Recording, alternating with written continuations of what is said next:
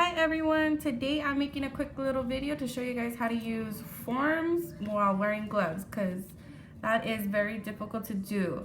I need to be wearing gloves at all times, so when I'm doing a full set and I have to use forms, obviously they're super sticky, so it makes it harder. One thing I learned is these are really long forms to begin with. So you get the little tabby thing from the back and then place it in the middle. Try to only use, if you're touching the form, only touch this part right here. You can rip it apart, but only keep your fingers here. Then when you're grabbing the top part, your thumb and your whatever finger that you use, index, I use my middle finger, I hold it here. So I'm never touching any part of the form. Then I'll just push these two together and close the tabs. So now you're never touching any of the sticky part and you're only holding this part. That's if you need all of this length though.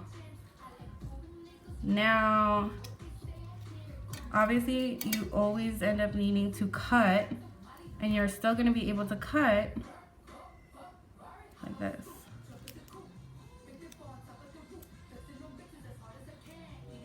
It helps if you have scissors that have a slight curve. These are from Kupa,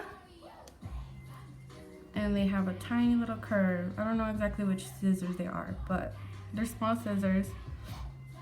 Cut a curve in them, and then measure it back onto your client. When you're done, grab the bottom two again, or you can already do it ahead of time before you put it on your client. Pinch these two, and again, only touch this part, and then slide it back on. So that's with extra long length. Now, regular length would be pretty much the same thing. Rip that part off. Again, only touching that part. Grab this little part out.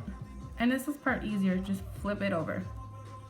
And it stays centered. Always keep it centered. If not, when it comes down to putting your form, it's gonna be harder.